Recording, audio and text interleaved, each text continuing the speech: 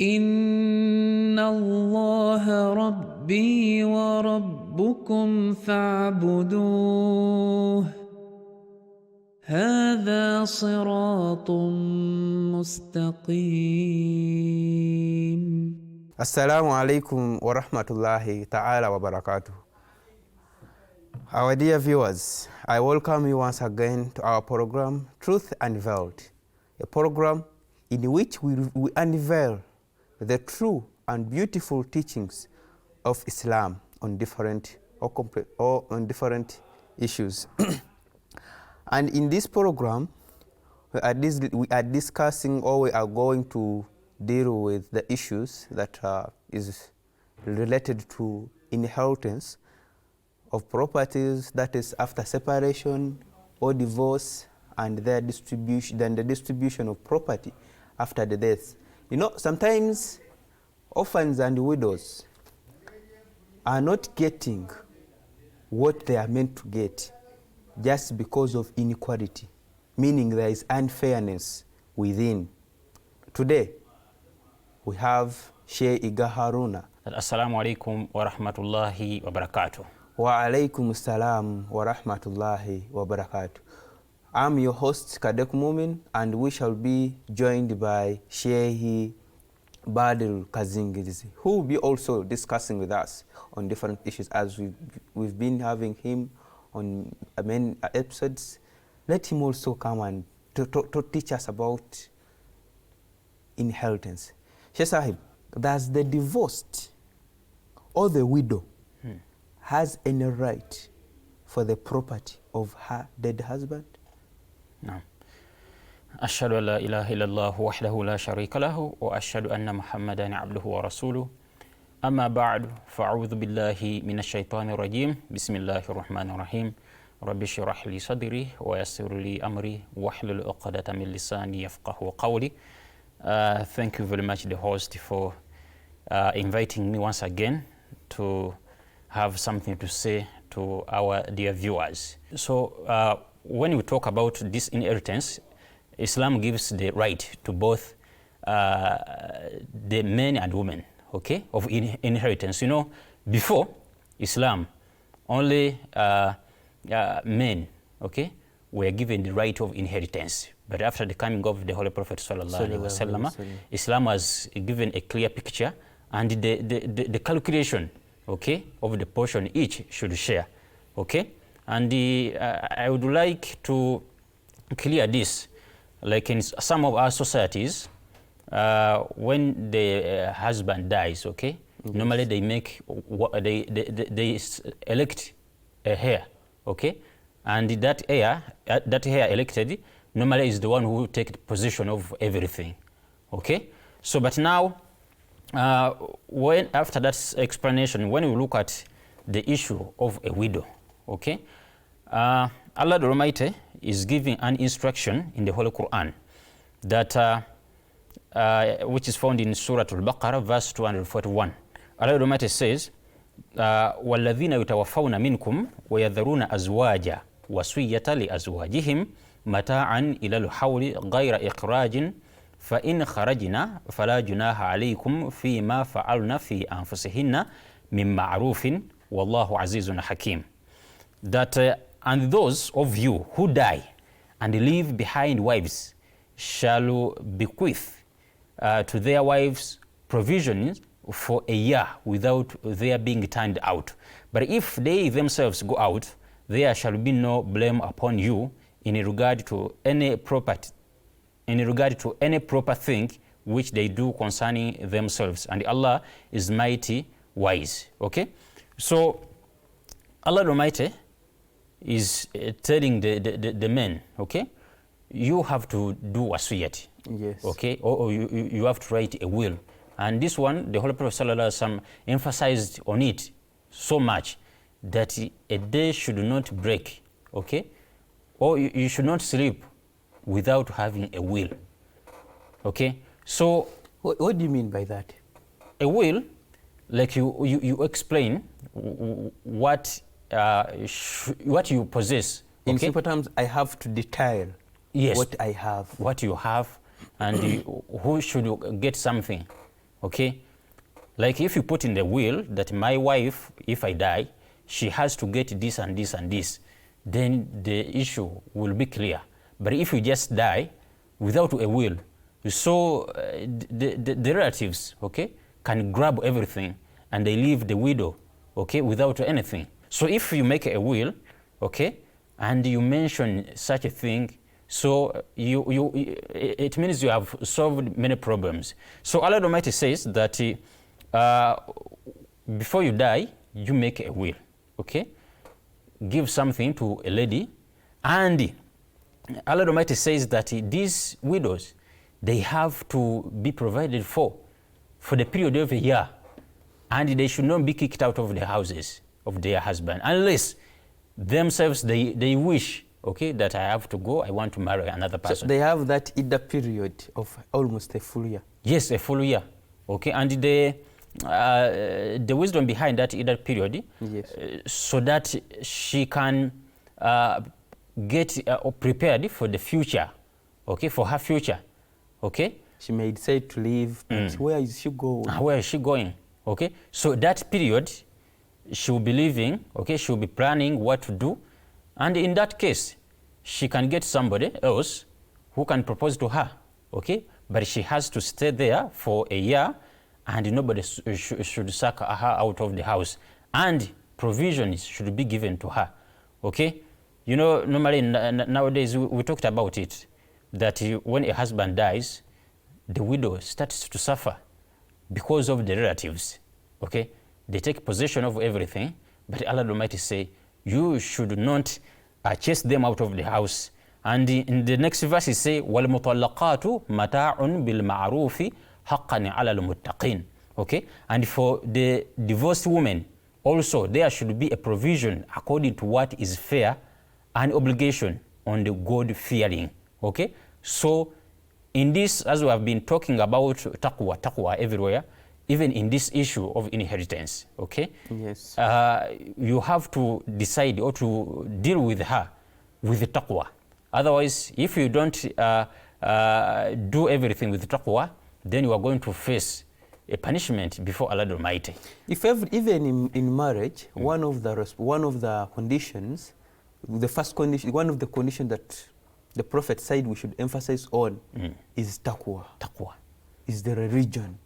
So we should base to that, to everything we do, so that we take away the unfairness that people think Islam has. True. Good. So the widow has her right, okay? Whatever she was given by his wife, by his husband, he has to take that share, okay? Nobody has a right to grab it from her, okay? So that is the case with inheritance. Otherwise, Islam was given a clear picture on inheritance, what the wife should take, what the parents should take. We shall reach there. Inshallah. I thank you for that. We have been joined by Sheikh Kazinglis Badil, and I would like Sheikh Kazinglis Badil to take also away some of the misunderstanding that people do know or people take. You know, when we have the widow now, and that means the husband has died. Sheikh Sahib, is the widow free to associate or engage in other works during the iddat period, meaning during that waiting period? Assalamu alaikum wa rahmatullahi wa barakatuhu, dear our esteemed viewers.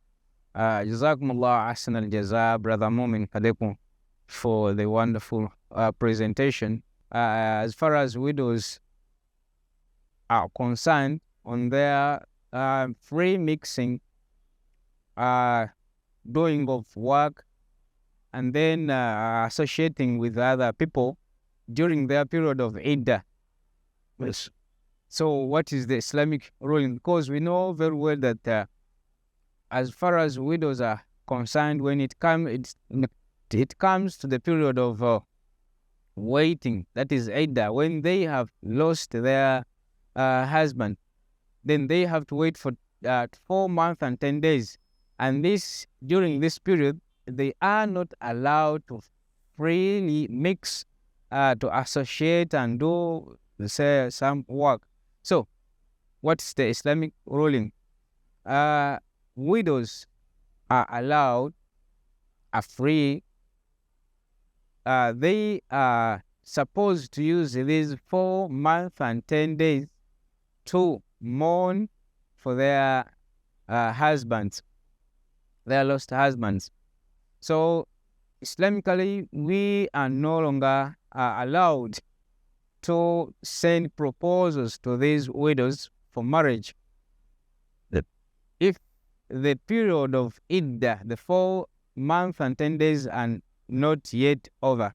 So, but in certain cases, we see that widows are compelled to get out of their homes, go do certain works. Say, in case a widow is the breadwinner in the home, so in such instance, in such way, in such circumstance, then this widow is allowed to go and get something to eat, do work, but he is not allowed to freely mix and associate with people, but let her go and work and then come back home.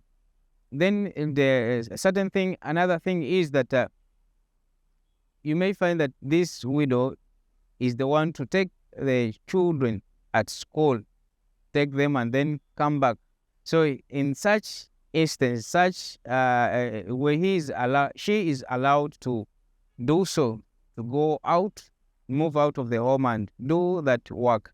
Thirdly, in case she is in need of, wants to go and visit the graveyard of the husband, and provided that graveyard is within the vicinity or the place where she stays, then she has that liberty to go and pray for her husband. So, Islamically, in certain instances, Islam allows this widow to get out of the home where the situation compels her to get out of home. Lastly, if there is a need of medical treatment or to visit a doctor for treatment, then this widow is allowed to move out of the home and meet the doctor, if possible. Thank you for that, and thank you for contributing towards our program. May the Almighty God reward you abundantly. Our dear viewers, you are still watching us. That is the program Truth Unveiled. In this program, I usually tell you, we unveil the truth and the beautiful teachings of Islam, just like you see it and you are going to hear it yourselves. Now, Sheikh Sahib, let's go to the inheritance part. That's to the children. They are now orphans, and the dad has died. You know, when the dad dies, there are people who are meant to take care of them. True. And most times these people do possess the orphan's properties. What does Islam say about, what are some of the instructions given to these people who possess the wealth of these orphans? Yeah, that's quite a beautiful question.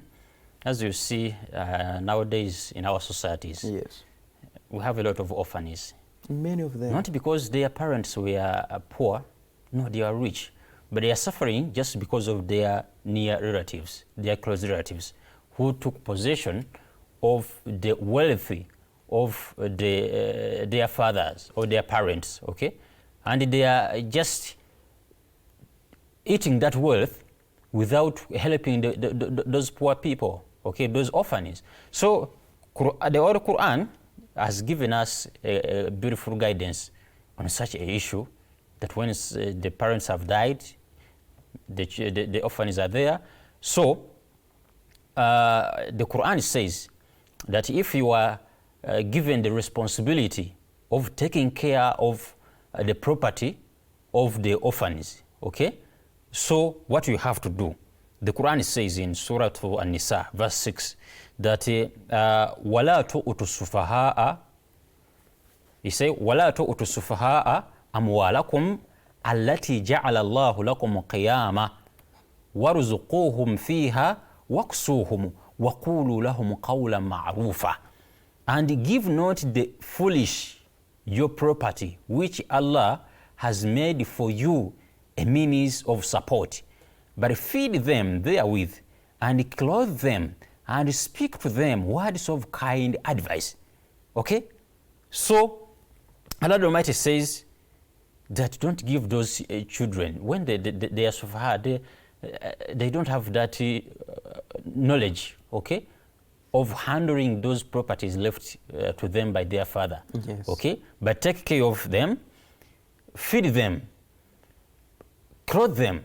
Okay? And in another verse, Allah Almighty says, which will give us a clear picture, he says that وَابْتَلُوا الْيَتَامَى حَتَّى إِذَا بَلَغُوا نِكَاحٍ فَإِنْ آنَسْتُم مِّنْهُمْ رُشْدًا فَادْفَعُوا إِلَيْهِمْ أَمْوَالَهُمْ ولا تأكلوها إسرافا وبدارا أن يكبروا ومن كان غنيا فليستعفف ومن كان فقيرا فليأكل بالمعروف فإذا دفعتم إليهم أموالهم فأشهدوا عليهم وكفى بالله حسيبا.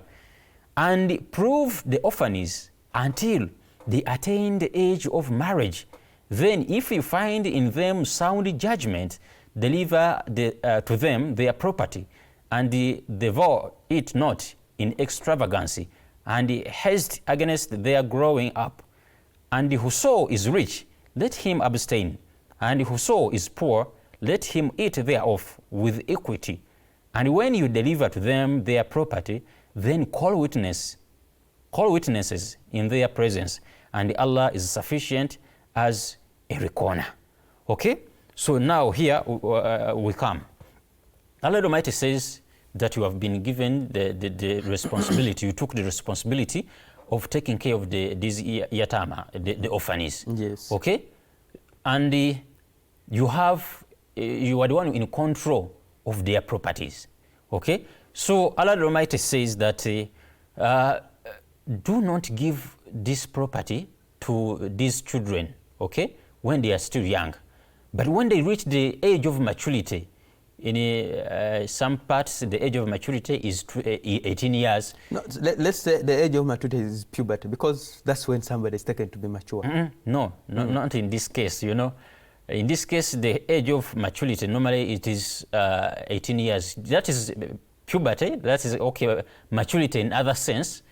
But in this case, okay, like somebody is 18 years, like he has gone to school, at least he has reached a certain level, okay, he can manage things, okay. Now and some understanding. Yeah, those are the years normally some people they complete their HSS, okay. So at that moment he has learned something, he has knowledge about something. That's the age of maturity we're talking about, that he can manage.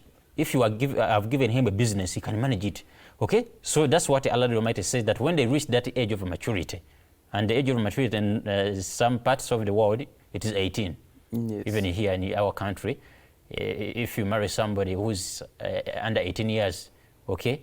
They say that's defilement. Yes, okay. So maturity in most of the parts of the world, it is 18 years, and some, it is 21 years, okay? So Allah Almighty says that when they reach that age of maturity, please, try them, okay? It's not that you give them that property or that business, okay, you have been running, yes. You just give them at once. No. Allah Almighty says that first try them, put them in the system, okay, and they learn gradually. When they are used to it, then you can hand it over to them. But if you feel that they are not doing it well, okay, they are just wasting it. So you have the right, as a guardian, you have the right to take it back from them until they get that experience, okay, of managing that property or the business, okay, themselves. And the Allah Almighty says that وَلَا تَأْكُلُوهَا إِسْرَافًا وَبِدَارًا. Do not devour the wealth of the what? The orphans, okay? And he said, if you are affluent, okay, you are rich, Allah Almighty say it is better. Don't eat anything from that property or the wealth of the children. Okay, if you are rich, in fact, okay, don't. But if somebody who is taking care of that property, that business, okay, of the orphans, Allah Almighty say, if you are poor, okay, you can eat something from it, okay, because sometimes you'll find like it is a job for that person. He's working in it, but this is where he can get something to eat. So Allah Almighty say that you can eat from it if you are poor. And he said that فَإِذَا دَفَعْتُمْ إِلَيْهِمْ أَمْوَالَهُمْ فَأَشْهِدُوا عَلَيْهِمْ وَكَفَى بِاللَّهِ حَسِيبًا. And when you are giving, you are handing over their wealth, okay, to them, Allah Almighty say there should be some witnesses, okay, who can witness that in fact you have given them their portion, you have given them their wealth, okay, in a right way, okay. So Allah Almighty continues to say that لِلرِّجَالِ نَصِيبٌ مِمَّا تَرَكَ لِلرِّجَالِ نَصِيبٌ مِمَّا تَرَكَ الْوَالِدَانِ وَالْأَقْرَبُونَ وَلِلنِّسَاءِ نَصِيبٌ مِمَّا تَرَكَ الْوَالِدَانِ وَالْأَقْرَبُونَ مِمَّا قَلَّ مِنْهُ أَوْ كَثُرَ نَصِيبًا مَفْرُوضًا. For men is a share of that which parents and near relations leave, and for women is a share of that which parents and near relations leave, whether it be little or much, a determined share. Okay, so Allah Almighty has made it clear. Does not give it only to children, not to children, but okay? He gives it also to the wife, the widow that has been left. So both men and the women, they have a share from what the parents have left. Okay, you know, you can be all orphans, but only the elder, okay, yes, the elder on that family, he can take possession of everything and he leave his brethren suffering. Okay, so Allah Almighty is saying that both, okay, they have to take their share. Not like we, as I've just talked about it in our societies, that once the parents die, the elder of the family, okay, the elder brother of the family is one elected as a heir, okay, and in that due course, he takes possession of everything, and the other his brethren, they are starting begging him to give something to them. So the Quran says that each and everyone have a share, okay, from what the parents has left. So he continued to say, وَإِذَا حَضَرَ الْقِسْمَةَ أُولُو الْقُرْبَى وَالْيَتَامَى وَالْمَسَاكِينُ فَارْزُقُوهُم مِّنْهُ وَقُولُوا لَهُمْ قَوْلًا مَعْرُوفًا. And when other relations and orphans and the poor are present at the division of heritage, give them something therefrom and speak to them words of kindness. Okay, so both the orphans, okay, and the other close relatives, give them something, okay, and talk them with sweet words. You know, normally some of us who have witnessed this situation is that after the death of the parents, the relatives, they talk ill of the orphans, okay, and they not only talk ill of them, but they persecute them, okay. So Islam has brought very, very beautiful teachings about this. He said that in the next verse that وَلْيَخْشَى الَّذِينَ لَوْ تَرَكُوا مِنْ خَلْفِهِمْ ذُرِّيَّةً ضِعَافًا خَافُوا عَلَيْهِمْ فَلْيَتَّقُوا اللَّهَ وَلْيَقُولُوا قَوْلًا سَدِيدًا. And let those fear God who, if they should leave behind them their own weak offspring, would be anxious for them. Let them therefore fear Allah and let them say the right word. You see, all this is talking about the taqwa and talking, saying a right word to them. Lastly, the last verse concerning the wealth of the orphans, Allah Almighty is saying something which is serious. Yes. He said that إن الذين يأكلون أموال اليتامى ظلما إنما يأكلون في بطونهم نارا وسيصلون سعيرا. Surely they who devour the property of orphans unjustly only swallow fire into their bellies, and they shall burn in a blazing fire. once you eat something from the orphanage properties, Allah the Almighty is saying that you are eating fire in your belly. And you find, me, I've witnessed some people Yes. who devoured the property of the orphanage. Their end was terrible. In fact, once you check the families of such people, there is no peace. The punishment will start from here, okay, you will suffer, and on the day of judgment, you will suffer more, because Allah Almighty says that he will be burned in a blazing fire, okay? So now you are suffering. Maybe you will not suffer, okay, for the moment, but perhaps your children will suffer, because what they will inherit, okay, it is not their share. You grabbed it from somewhere unjustly, okay? So it means that it is not theirs. So you, the one who has taken, who have grabbed the property or the wealth of the orphanage, you may not suffer, but your progeny can suffer. And they don't know why they are suffering, but the suffering is because of you grabbing the property and the wealth of the orphanage. So Allah Almighty is warning us about such. And those who are doing that, please, you should stop it and give the orphanage their rights and their wealth in a good way and with the sweet words. Thank you for explaining to us these beautiful teachings. Our dear viewers, for today's episode, we've come to the end of it. I say, stay tuned as we bring to you again another episode. إن الله ربي وربكم فاعبدوه هذا صراط مستقيم